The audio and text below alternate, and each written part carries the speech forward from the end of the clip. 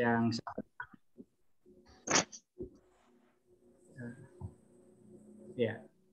saya hormatin tim penguji proposal tesis hari ini, yaitu Prof. Cuk Wirawan dan Dr. Muhammad Zainuddin, SHI MHum, Saudara Promovendus, Saudara Ratna Sriwardani, yang hari ini maju ujian proposal tesisnya. Ya, saya ucapkan terima kasih dan ucapkan selamat kepada Saudara Ratna Sriwardani telah memasukin pada babak proposal tesis. Ini perlu saya apresiasi karena saudara telah memasuki tahap proposal tesis dari sekian tahap, mulai dari semester 1. Saya apresiasi perjuangan saudara sampai pada tahap sekarang ini. Hari ini sesuai dengan jadwal dari prodi, saudara akan mengajukan proposal tesis. Ya, dalam ujian tesis ini ada 2 babak, yaitu pertama saudara Ratna Sriwardani mempresentasikan hasil penelitian proposal tesisnya. Terus yang kedua, kami tim penguji secara bergantian akan menyampaikan beberapa konfirmasi, pertanyaan, kritik atau saran. Gitu. Yang perlu saudara ketahui dalam proses tanya jawab, itu saudara dalam menjawab pertanyaan itu tidak boleh memotong pembicaraan dari para penguji. Dengarkan baik-baik, penguji sudah selesai menyampaikan pertanyaan, baru saudara jawab. Ya, jadi ini acara akademik, jadi nggak ada debat, ya, kayak di ILC gitu ya. Jadi saudara monggo dipersilahkan, nanti menyanggah boleh, tapi ya dengan secara akademik juga. Jadi gitu.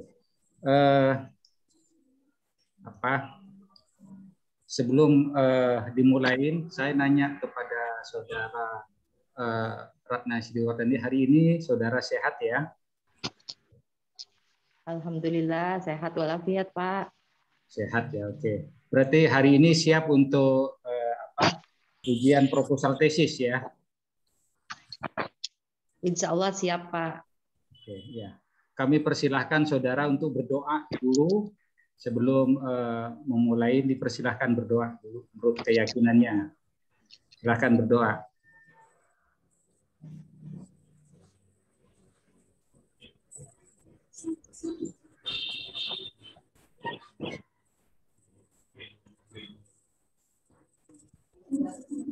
Sudah siap? Selesai? Siap. Iya, Pak. Oke. Selesai, Pak. Ya.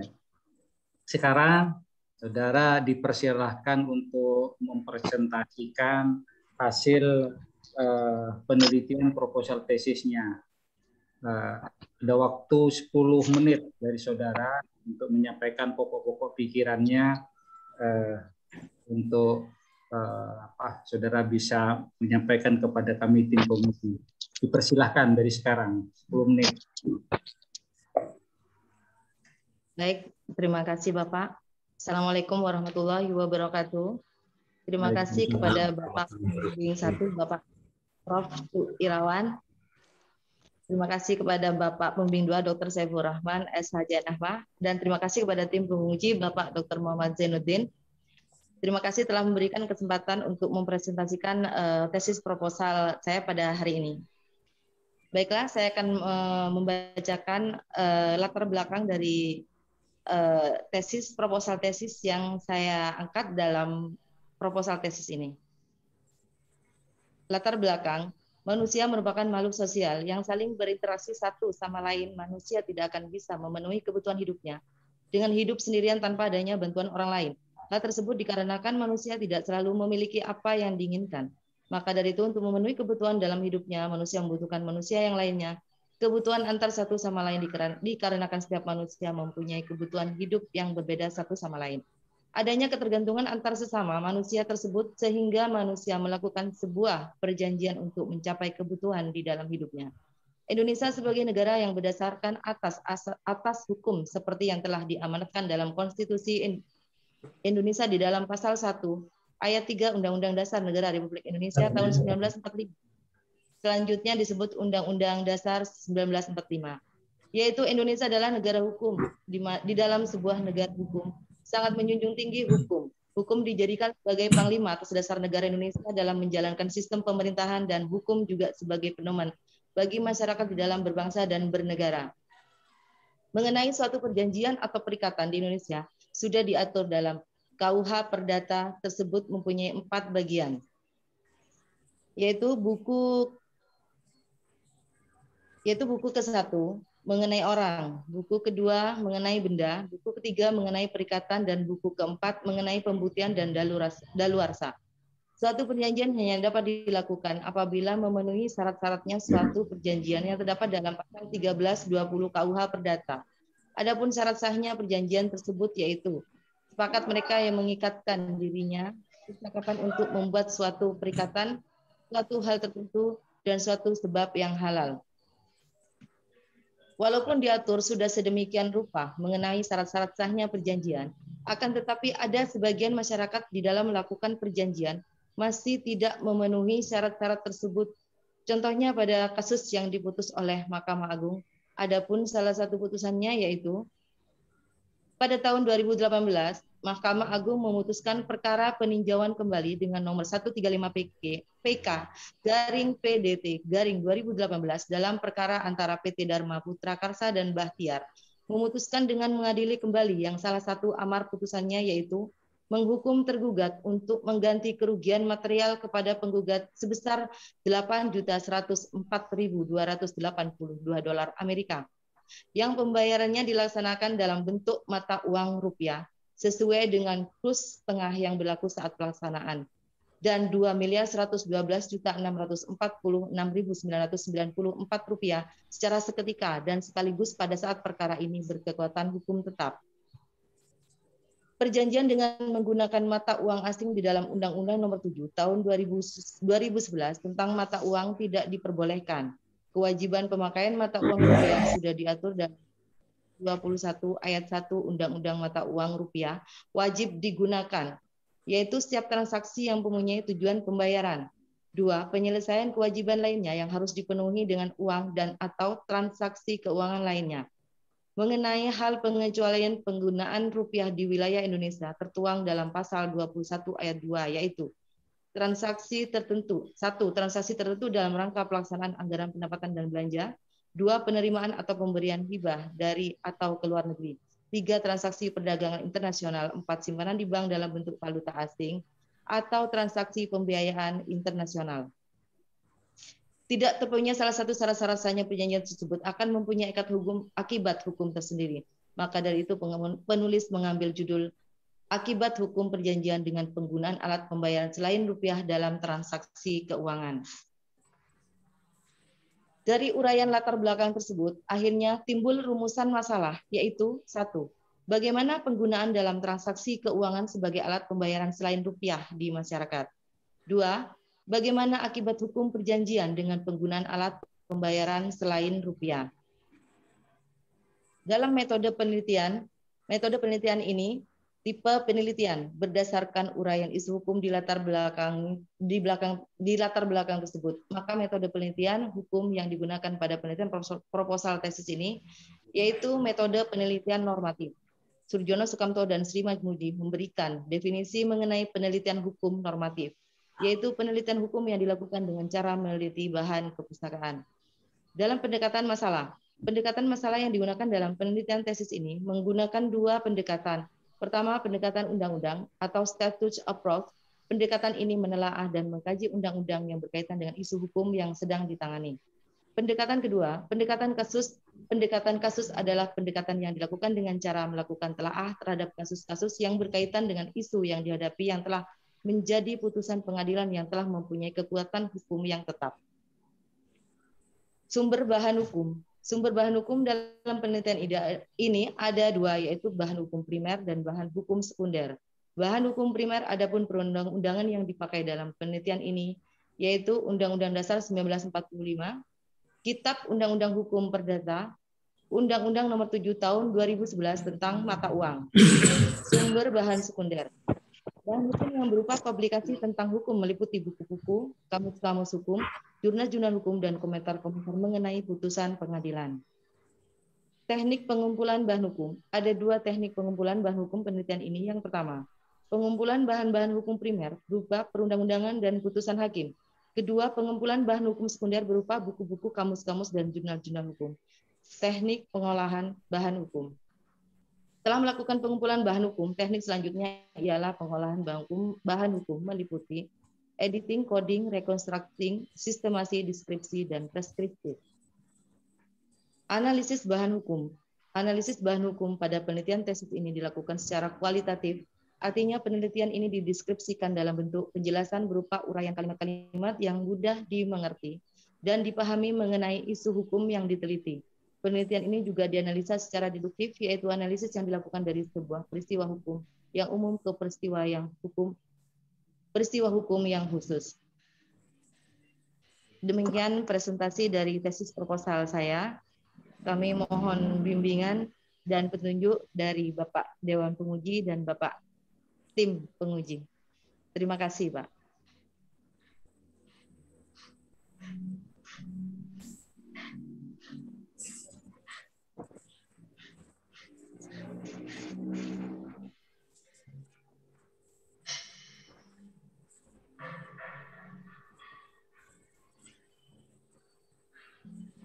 Mohon maaf, Pak Saiful, suaranya audionya belum diaktifkan.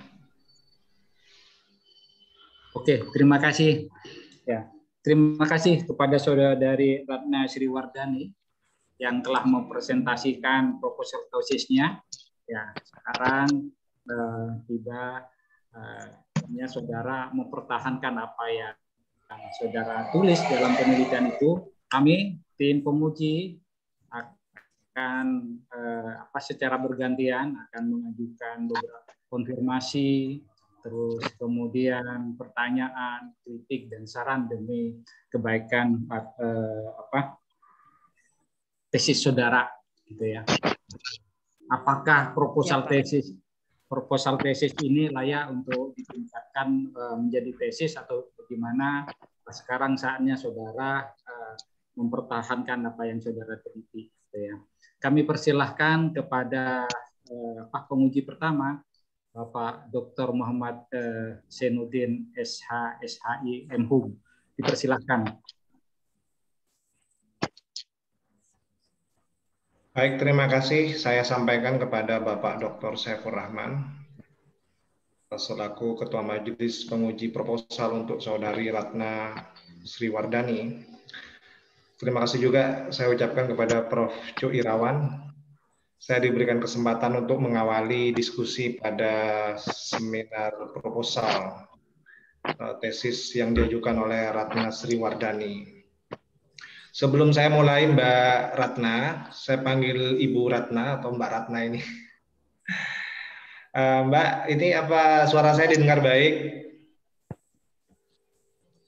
Sangat baik, Pak. Baik. Kalau sudah terdengar baik suara saya akan lanjutkan. Di awal-awal ini saya ingin minta beberapa hal yang mungkin perlu konfirmasi ya, sebelum nanti kita juga bertanya begitu. Tapi saya ada satu dua yang perlu saya dapat konfirmasi dari sampean yang menulis atau yang mengajukan proposal tesis ini. Kalau membaca judulnya, ya. Akibat hukum perjanjian dengan penggunaan alat pembayaran selain rupiah dalam transaksi keuangan. Ya. Saya konfirmasi, apakah dengan membaca judulnya ini, apakah ini studi kasus atau bukan, Mbak Ratna? menurut tesis ini proposalnya mengarah ke studi kasus, Pak. Baik ya. Jadi ini studi kasus ya. Siap. Baik. Jadi kalau dilihat dari judulnya memang ini bisa studi kasus ya, juga bisa tidak studi kasus ya. Makanya saya ingin mempertegas itu karena Anda di bagian metodologi menggunakan pendekatan salah satunya adalah case approach, jadi studi kasus ya. Makanya saya minta konfirmasi kalau lihat dari judulnya ini menunjukkan studi kasus atau bukan gitu kan. Nah, mungkin nanti redaksinya dibuat yang sekiranya lebih menunjukkan bahwa ini adalah studi kasus ya. Nah, sebab sampean juga ini menggunakan pendekatan normatif ya, pendekatan normatif ya. Nah, makanya saya konfirmasi lagi yang kedua Mbak Ratna, apakah ini penelitian hukum normatif atau penelitian hukum empiris? Bisa masuk normatif dan bisa masuk empiris, Pak. Normatifnya kita kan menelaah dengan kepustakaan dan perundang-undangan. Sedangkan empiris kita di lapangan juga studi kasus, Pak. Nah, ini maksud saya. Jadi Mbak,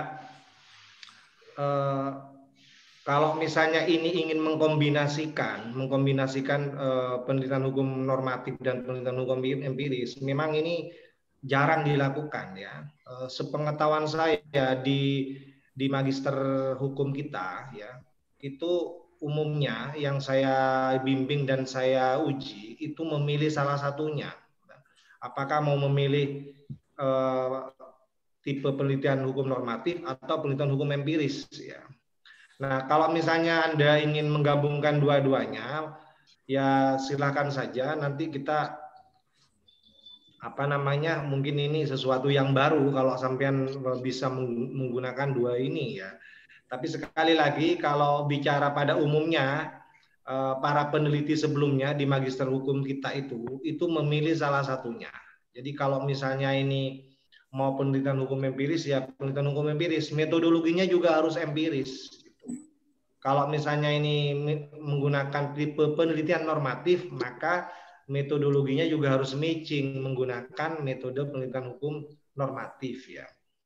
Nah, dan perlu diketahui Mbak Ratna, penelitian hukum empiris pun itu bukan berarti tidak menggunakan studi kepustakaan. Ya. Jadi walaupun penelitian hukum empiris bukan berarti kemudian kita juga tidak menggali, ya, bukan berarti tidak menggunakan ya, teknik studi kepustakaan. Mereka menggunakan juga. Dan juga bukan berarti kemudian tidak menggunakan norma perundang-undangan. Jadi ini mungkin sesuatu yang harus diluruskan. Jadi kalau misalnya memilih penelitian hukum empiris, bukan kemudian tidak menggunakan studi kepustakaan, bukan berarti kemudian meninggalkan norma-norma dan perundang-undang, bukan. Ya. Itu sesuatu yang harus dipahami ya. Jadi itu konfirmasi yang perlu saya minta. Jadi yang pertama, apakah ini studi kasus atau bukan? Jadi ini harus dipertegas di sini. Kemudian yang kedua, apakah ini penelitian hukum normatif atau penelitian hukum empiris? Ya. Nah, sampean tadi agak ragu, apa bisa normatif, bisa empiris gitu. Kalau mau digabungkan silahkan saja. Ya. Tapi saya perhatikan jarang ya. Walaupun ada juga sih yang mencoba menggabungkan keduanya.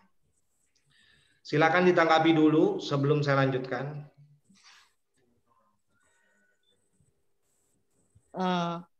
Untuk normatifnya pasti kami lakukan untuk metode penelitian normatif.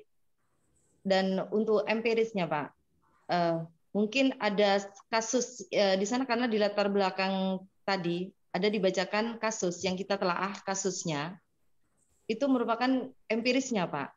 Jadi normatifnya kita masuk di perundang-undangannya itu, dan empiris juga ada kepustakaan dan ada juga studi kasus di sana Pak. Kita di situ menyampaikan ada studi kasus yang sudah ada putusannya sudah Pak, ada ketukatan hukum yang pasti. Ya, memang kalau saya baca latar belakangnya itu memang banyak penjelasan-penjelasan dengan menggunakan data-data empiris ya. Jadi saya perhatikan narasinya itu agak empiris, kemudian menyebutkan kasus ya. Nah, kemudian dilihat dari permasalahan pertama itu juga empiris, Mbak. Jadi itu sampean bicara tentang penggunaan mata uang lain ya di selain rupiah di masyarakat. Dan sampai kami juga di masyarakat. Artinya Anda menunjuk hal-hal yang sifatnya real yang terjadi di masyarakat gitu.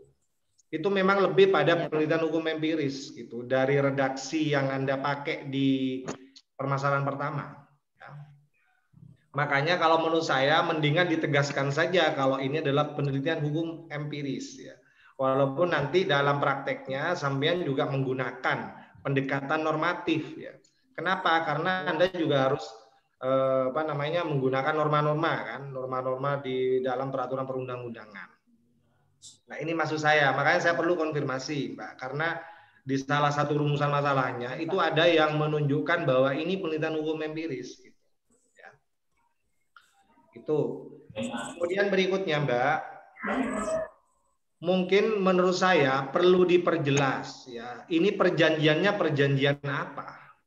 Ya, kalau ini misalnya kasus, lebih baik menyebutkan ya, ini perjanjian apa, ya, apa perjanjian investasi ya, di dalam investasi itu kan ada perjanjian-perjanjian ya, apa perjanjian jual beli ya, atau perjanjian yang lain itu menurut saya perlu dipertegas ya. Ini kan sifatnya kayaknya umum, perjanjian dengan menggunakan alat pembayaran selain rupiah.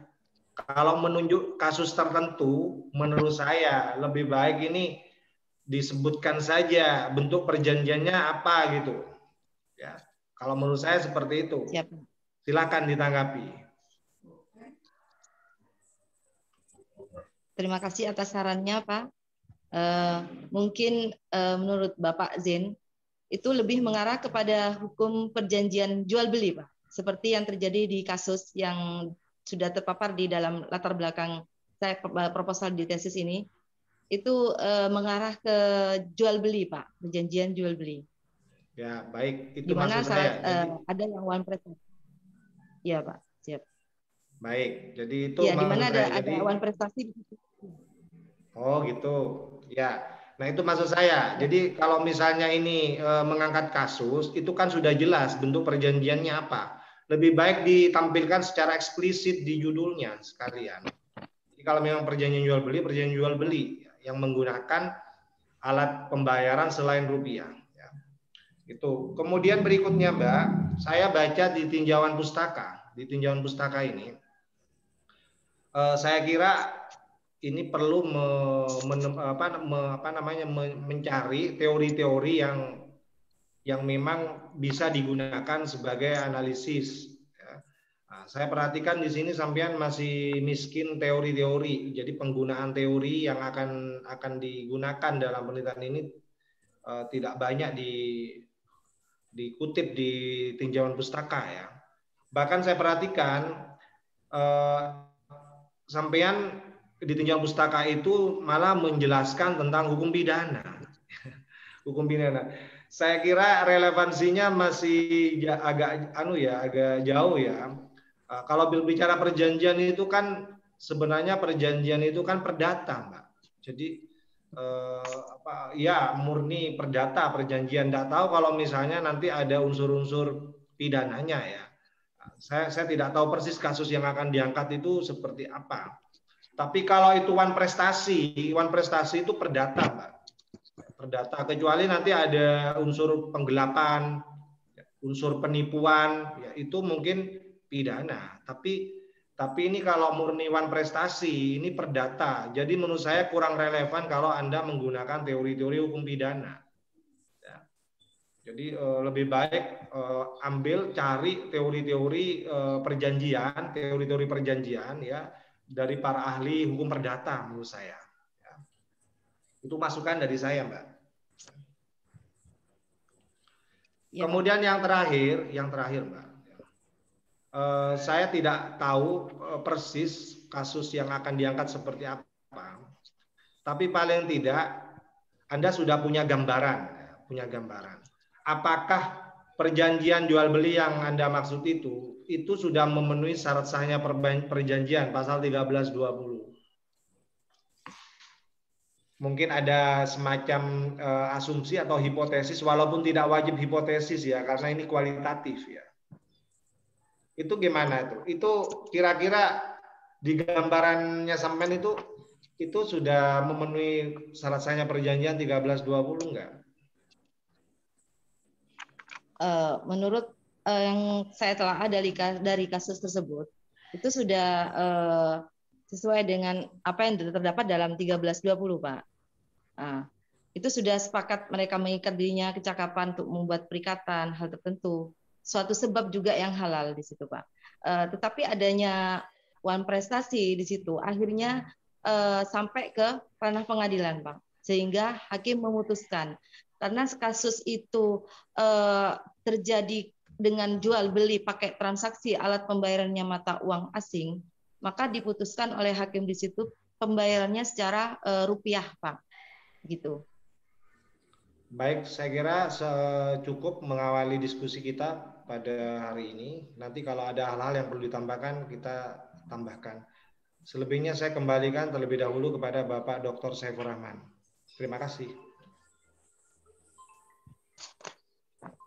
Terima kasih kepada Dr. Muhammad Zainuddin SHSIM yang telah memberikan beberapa pertanyaan tadi, termasuk konfirmasi dan saran terhadap Promovindo Saudara Ratna Sri Wardani.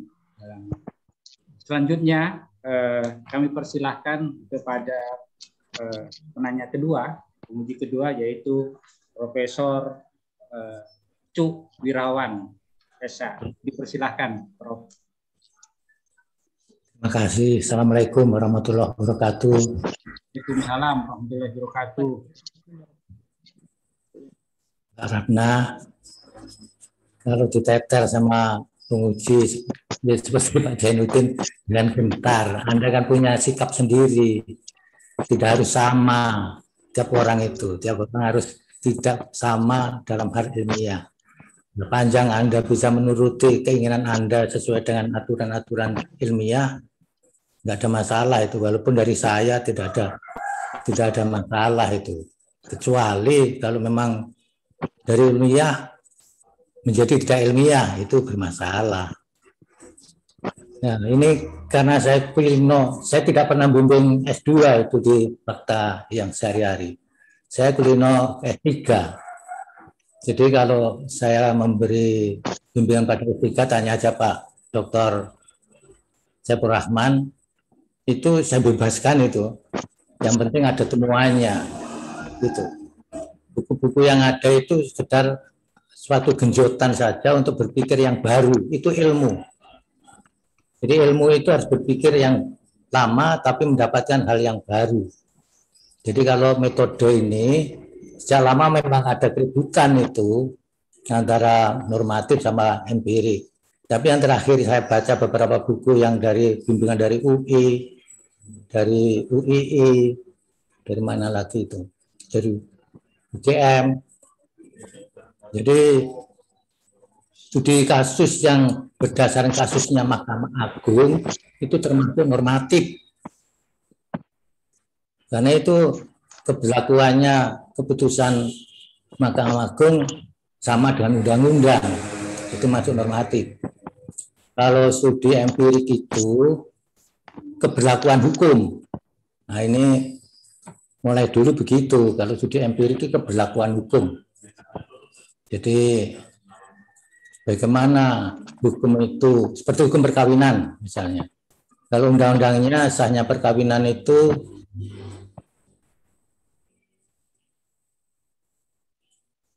sesuai dengan agamanya dan dicatat. Tapi keberlakuannya hukum di Madura itu tidak pernah dicatatkan.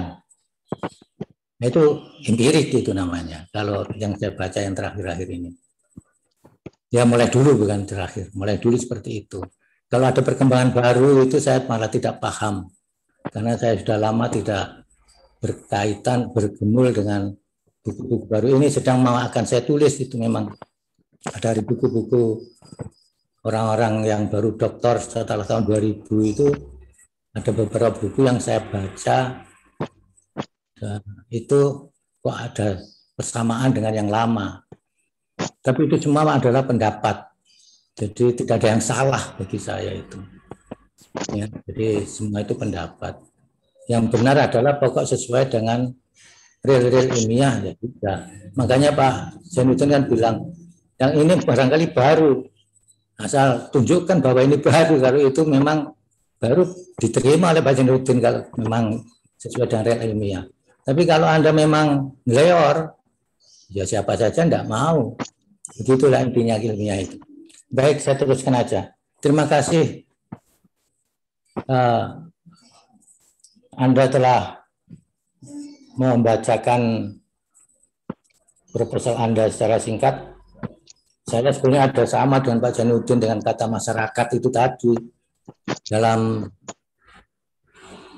apa namanya permasalahan yang pertama itu yang perlu saya tanyakan, yang dimaksud di masyarakat itu apa?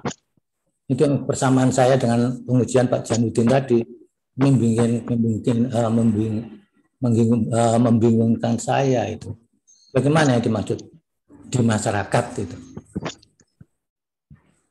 Bisa, Mbak Ratna. Apa yang dimaksud? Permasalahan dua dibaca. Permasalahan yang pertama dibaca. Tolong permasalahan pertama dibaca.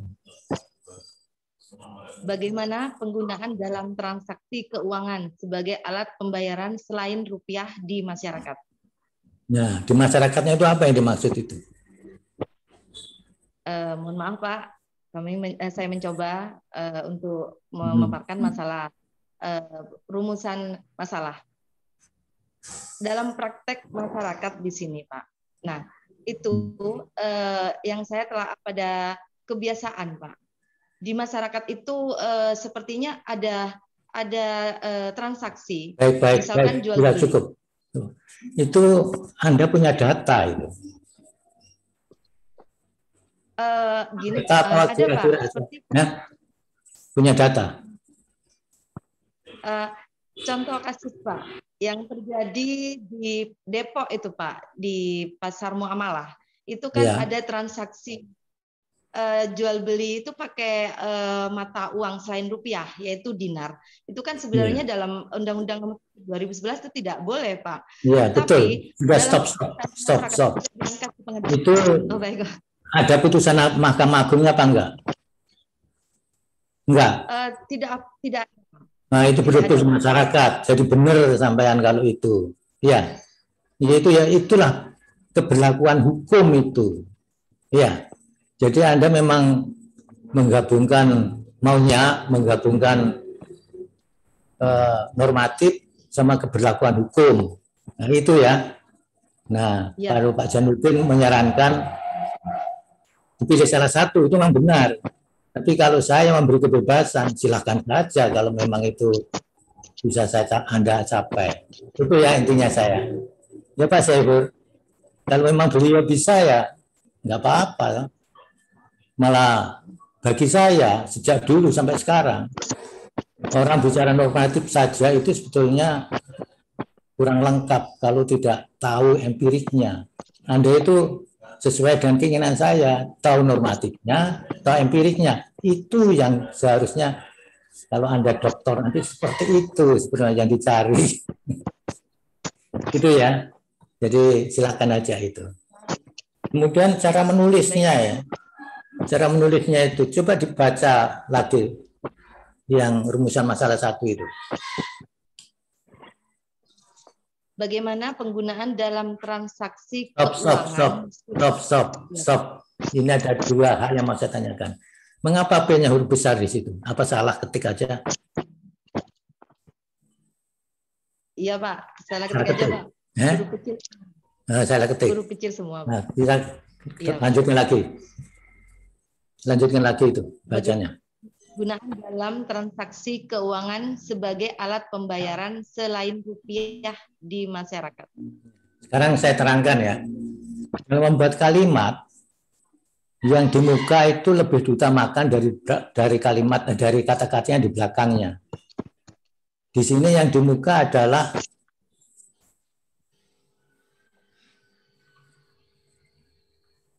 sebentar saya bacanya. Coba dibaca lagi aja situ.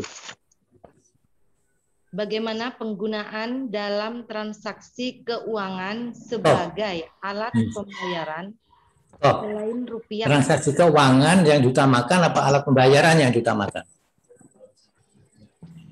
Alat pembayarannya, Pak. Nah, alat pembayarannya. Alat pembayaran. Nah, kalau alat pembayarannya susunannya tidak seperti itu. Alat pembayaran ditaruh di depan, tidak di belakang. Itu rumusan membuat kalimat dalam bahasa Indonesia. Ya, jadi kira-kira seperti ini.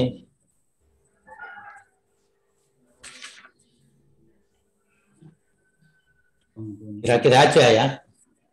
Bagaimana penggunaan alat pembayaran selain rupiah dalam transaksi keuangan di masyarakat. Barangkali begitu. Kalau yang diutamakan mata uangnya, ya. Nah, ya udah kalau gitu udah nggak ada masalah. Sekarang yang dikritisi Pak Zainuddin tadi tentang hukum pidana ya. Nah, ini kalau betul-betul bisa temuan Anda ini, doktor seharusnya nanti dipakai ini ya. Jadi nanti kalau sudah master ini kuliah doktornya ya, tinggal menambah aja itu. Iya. Saya memberi semangat. Mudah-mudahan bisa. Amin. Ya, tinjauan pustaka ya. Itu yang 2.1 itu tentang tinjauan umum perjanjian bla bla bla ya.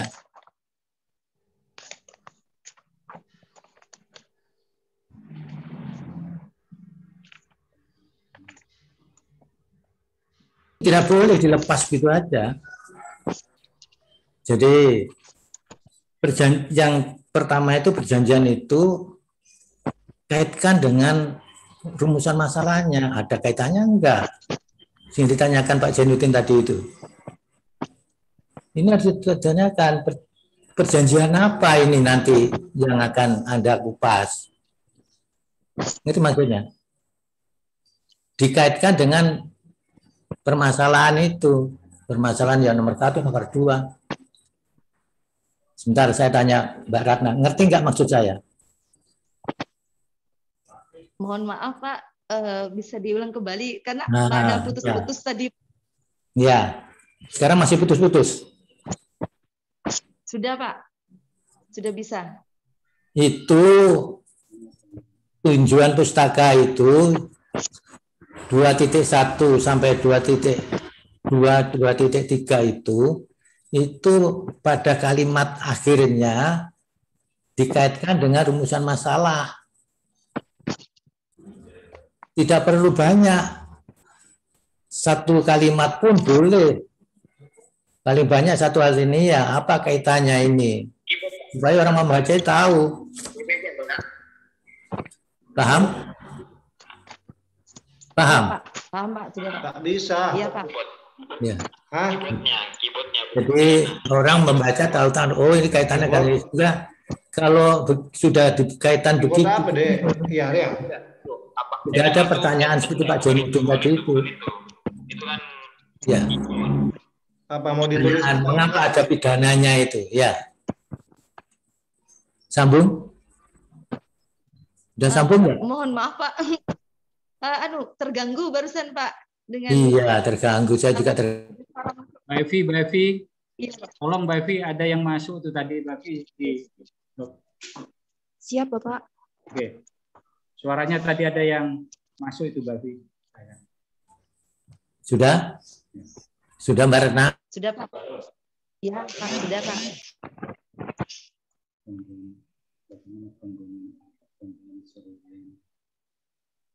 Silakan dilanjut Prof.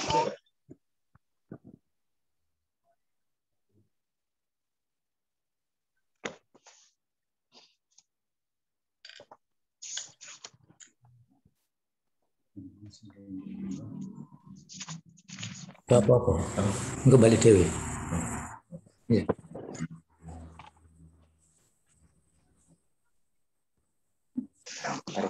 Silakan dilanjut lagi, Prof. Terima kasih. Jadi apa kaitannya perjanjian bla bla bla dengan rumusan masalah?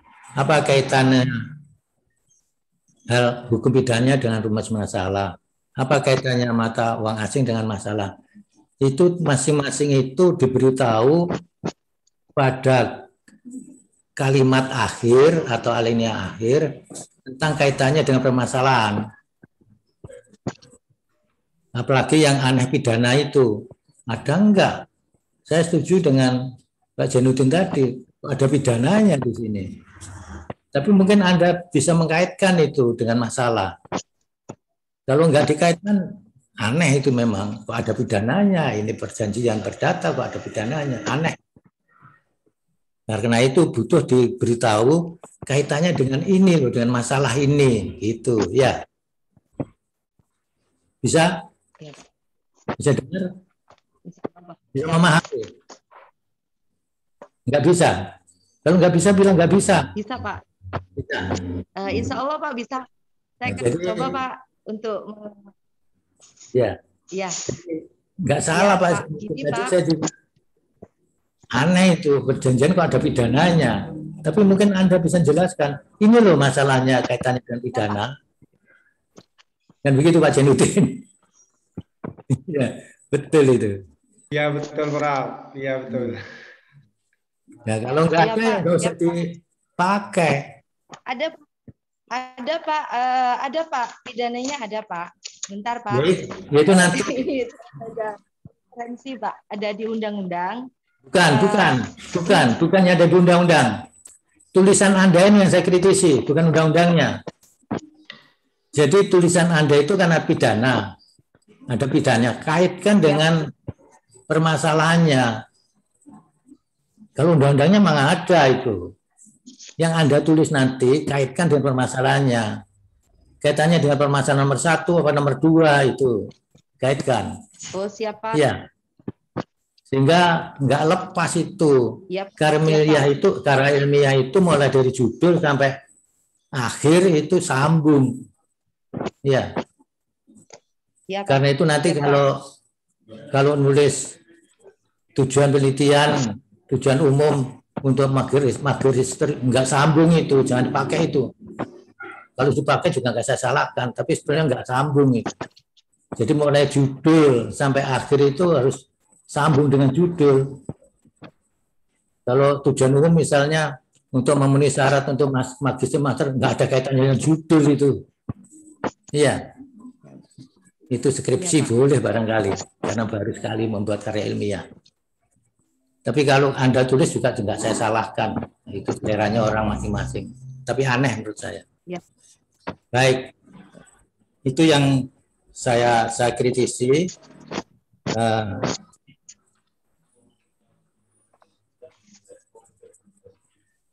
Nah, saya juga mengkritisi teorinya tadi belum muncul. Ya. Belum muncul teorinya itu. Jadi kalau Anda nulis banyak itu, ini menggunakan teori apa ini? Belum ada itu. Ya. Yang berkaitan dengan Anda yang tulis. Padahal magister itu cirinya di teori itu. Jadi proposal ini kurang sebetulnya. Teorinya belum disampaikan. Karena itu perlu diperbaiki. Jadi saran dari Pak Jainuddin tadi memang betul itu. Saya juga seperti itu. Ya. Barangkali cukup sekian saya. Dan sekaligus Pak Dr. Saifur Rahman, Pak Jainuddin, Mbak Ratna, saya mohon diri. Saya tidak betah lama-lama di muka komputer. Ya. Assalamualaikum. Salam. Terima kasih, Prof. Ya, maaf kalau ada tumpang kata yang tidak sesuai, saya mohon maaf. Ya. Terima kasih, Prof. Prof. Mbak Ratna Jainuddin, mohon maaf kalau ada tumpang kata yang tidak disukai. Terima kasih. Assalamualaikum warahmatullahi wabarakatuh. Waalaikumsalam warahmatullahi wabarakatuh.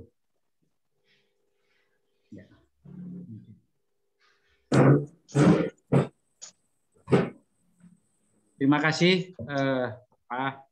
Masih lanjut ya. Ini Dr.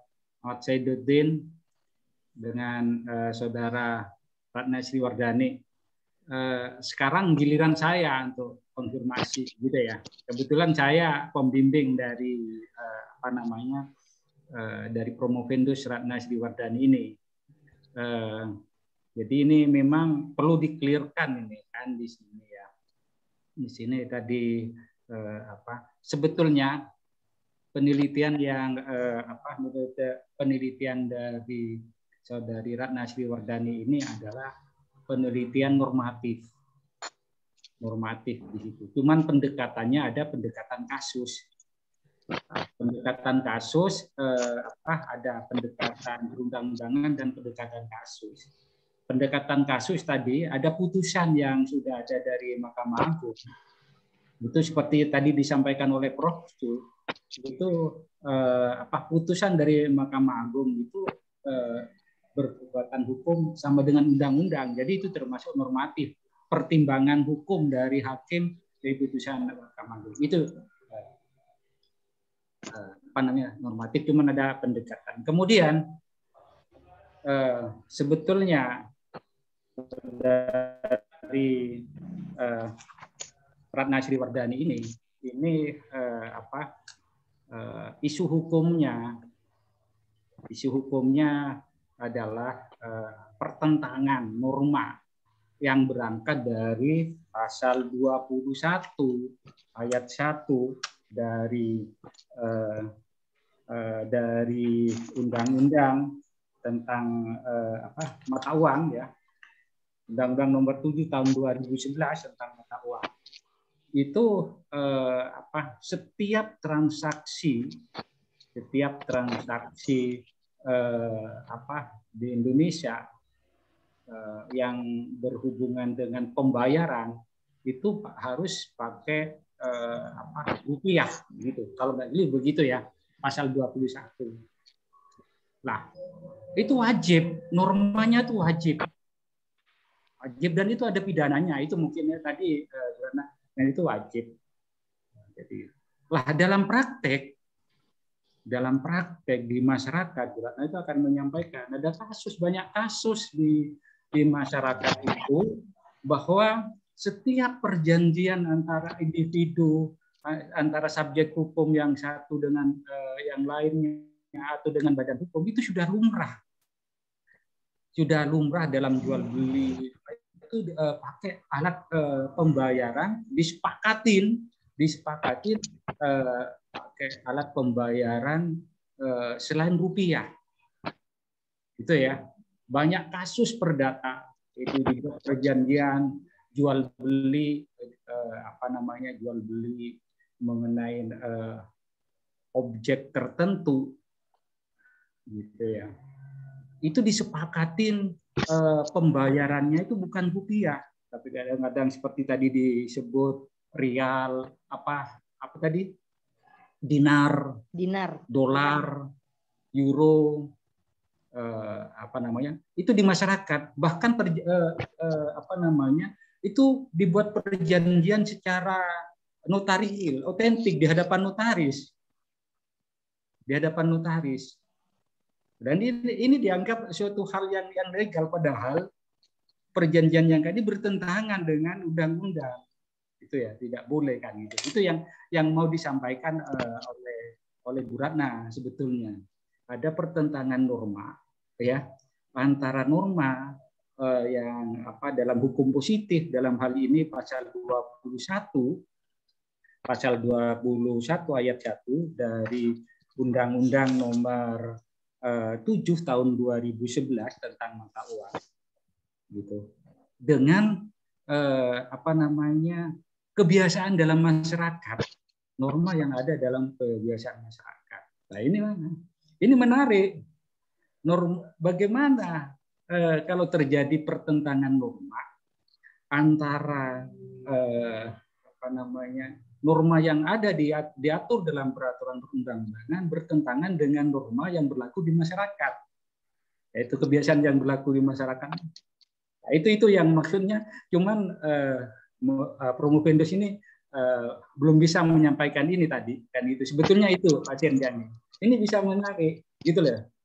Yang umum pertentangan norma itu antara undang-undang yang satu yang tingkatannya yang lebih tinggi atau yang lebih rendah. Nah, itu pertentangan norma. Ini norma bertentangan norma yang ada dalam suatu peraturan perundang-undangan dengan norma yang kebiasaan dalam masyarakat. Itu kan. Kenapa itu tadi dikaitkan dalam kejadian di masyarakat? Bahkan itu ada perjanjian-perjanjian. Perjanjian yang notaril memenuhi semua syarat. Pasal 1320 yang disebutkan sama Bu Ratna itu memenuhi syarat itu, gitu ya. Lah, cuman apa namanya? Ini biasa dalam masyarakat. Tetapi ketika terjadi wan prestasi, terjadi terjadi permasalahan hukum, ya, seperti contohnya yang sudah diputus oleh Mahkamah Agung, itu hakim kembali kepada norma yang undang-undang. Itu pasal 2. Norma itu. Jadi pembayaran yang disepakatin dolar harus diganti dengan rupiah. Gitu. Saya kira itu yang yang mau dianu dengan Bu Ratna. Gitu. Lah bagaimana kanunya apa namanya? Ini sebetulnya ingin mengupas dari sisi pidananya juga, gitu loh. Nah, apakah undang-undang yang mempunyai kekuatan memaksa dan ada pidananya ini menjadi hukum yang ini nggak berlaku efektif, kalah dengan kesepakatan di masyarakat yang ini maksudnya, gitu ya. Oke, nanti bisa ini lagi, diperdalam lagi, gitu ya. Itu sebetulnya isu hukumnya sebetulnya di situ, isu hukumnya di situ. Oke, dan tadi pertanyaan itu kalau di masyarakat, gitu loh, di masyarakat itu, dan memang di masyarakat itu ada kejadian itu tadi, di masyarakat itu memang terbukti ada, di masyarakat itu banyak kejadian. Selama tidak ada sengketa, selama tidak ada, ya terjadi normal biasa aja, walaupun itu pelanggaran pidana sebetulnya. Nah, itu anunya. Oke, ya. Tadi sudah sudah dibahas oleh Prof. Chu anunya. Jadi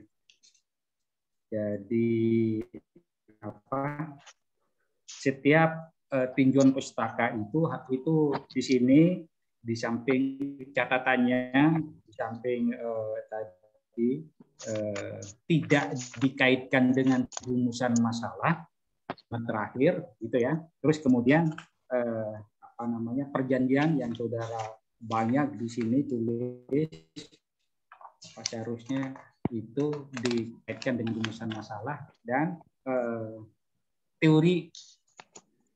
teorinya, ya. Saya sebetulnya waktu bimbingan pernah memberikan teorinya dari Haji Jibruging, ya. Karena ya saya teori bekerjanya norma hukum, ya gitu loh. Apain gitu, norma hukum ini kok nggak bisa, ini ada di teorinya Bruging itu. Setiap perintah di dalamnya di situ ada larangan, setiap perintah atau setiap larangan juga di dalam termasuk izin.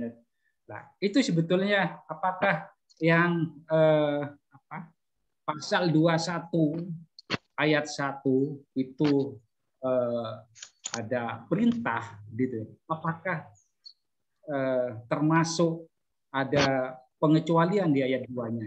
Ada pengecualian. Apakah pengecualian itu yang dimaksud dengan apakah perkecualian itu, apakah itu yang merupakan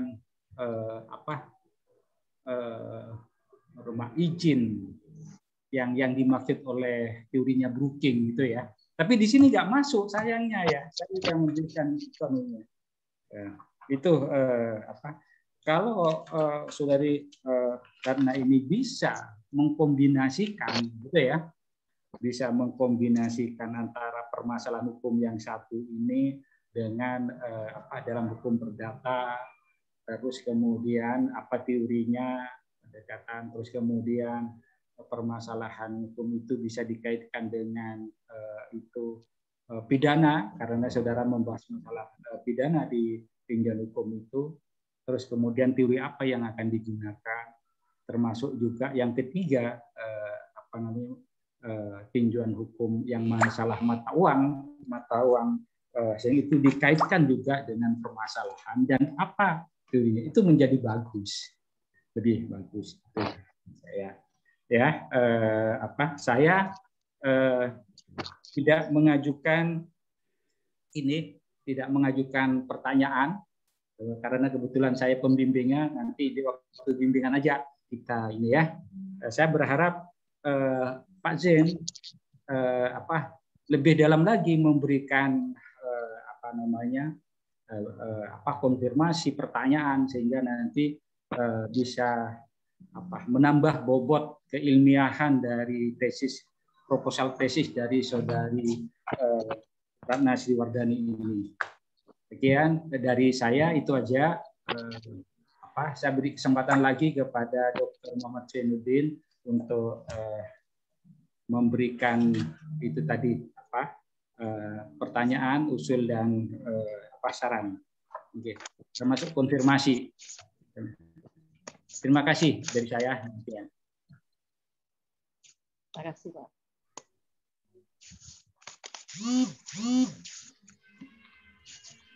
Dari saya cukup, Pak Saiful Rahman. Jadi sudah banyak tadi disampaikan oleh Prof. Cuk. Dan saya sudah menemukan beberapa penjelasan-penjelasan pentingnya. Sudah berhasil dikonfirmasi juga oleh Bapak Dr. Saiful Rahman tentang arah dari penelitian tesis saudari Ratna Sriwardani. Jadi mohon Mbak Ratna, apa yang disampaikan oleh saya, Prof. Cuk, dan Bapak Dr. Saiful Rahman tadi dicatat dengan baik. Dan saya siap nanti jika misalnya dalam proses pembimbingan tesisnya kita bisa juga berdiskusi. Walaupun saya bukan pembimbingnya, saya siap untuk memberikan masukan-masukan, bimbingan-bimbingan. Ya. Saya kira itu saya kembalikan kepada Bapak Dr. Saiful Rahman. Oke, terima kasih Pak Dr. Muhammad Zainuddin. Karena ini dikembalikan ke saya, maka saya minta ke panitia Ibu Evi ya, untuk saya akan diskusi dulu dengan Pak Dr. Muhammad Zainuddin untuk menentukan penilaian terhadap apa yang proposal tesis dari saudara Ratna Sriwardani. Dan saya minta promovendus saudara Ratna Sriwardani ini untuk di ruang tunggu dulu ya, nanti masuk lagi setelah. Sudah ya, Bu Evi ya? Ya. Jadi itu Pak Dr. Zainuddin, arahnya ke situ sebetulnya. Cuman promovendus itu tidak bisa menyampaikan apa gitu. Jadi memang ada undang-undang tentang mata uang itu setiap transaksi keuangan itu harus menggunakan rupiah di wilayah Indonesia, di wilayah Republik Indonesia, gitu ya. Nah itu menemukan praktiknya di masyarakat itu banyak kasus di masyarakat itu, bahkan itu dilakukan secara transaksi jual beli itu dilakukan dengan pakai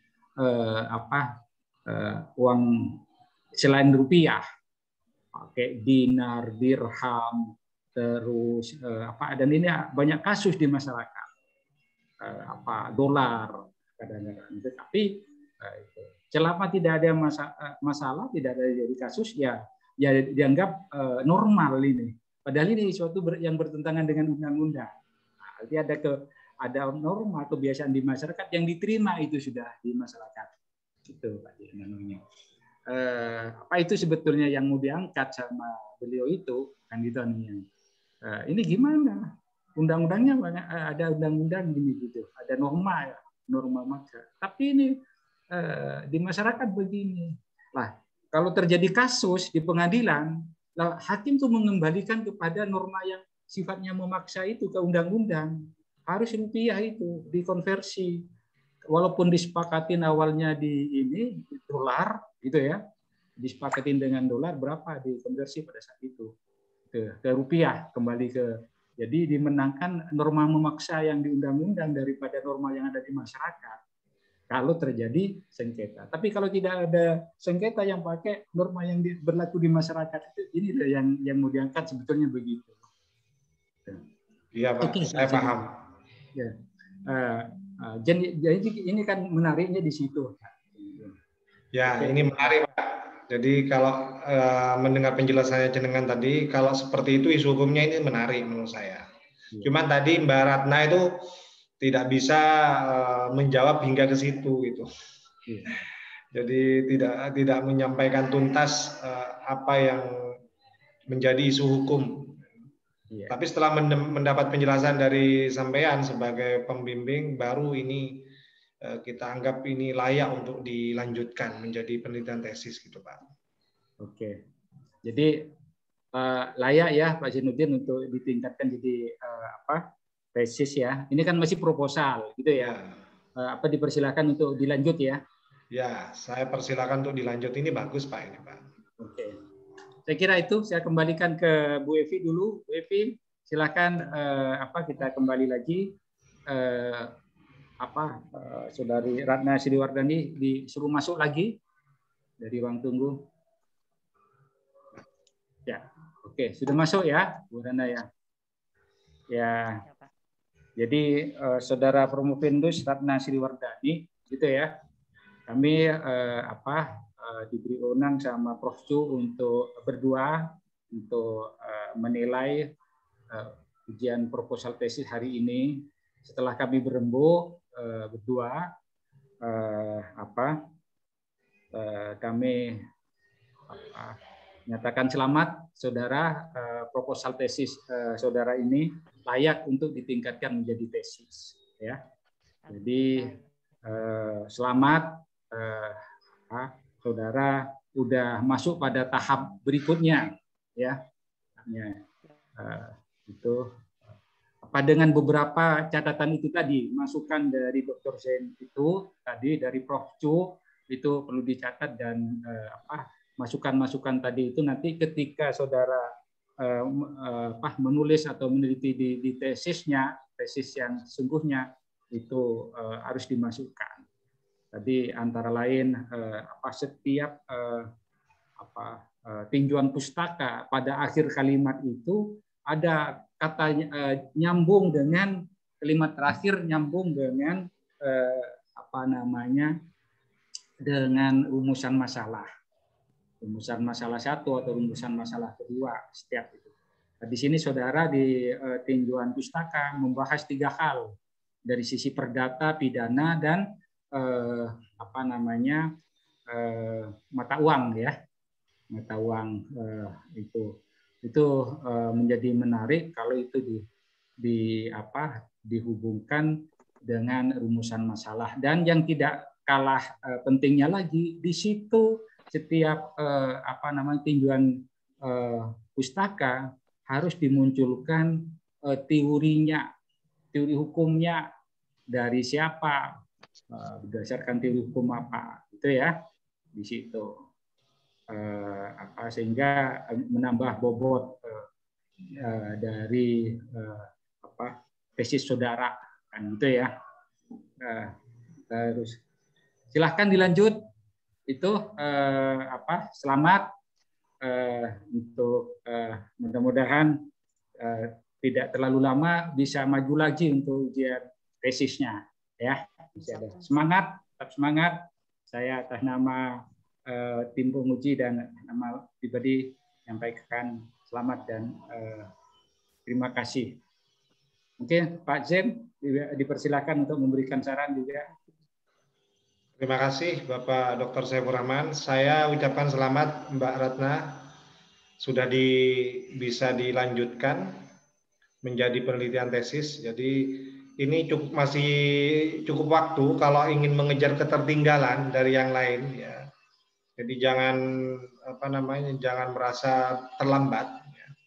Jadi Anda punya kesempatan masih cukup waktu ya, untuk mengejar ketertinggalan, walaupun yang lain sudah masuk seminar proposal, seminar hasil ya, tapi Anda saya support supaya mengejar ketertinggalan ini sehingga bisa segera juga maju ke seminar hasil.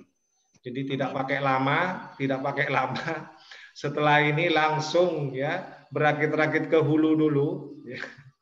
Capek-capek nggak apa-apa untuk mengejar ketertinggalan. Nanti senang-senangnya setelah bisa bersama yang lain, bisa yudisium bareng. Ya, itu saja. Sekali lagi selamat saya ucapkan kepada Mbak Ratna Sriwardani.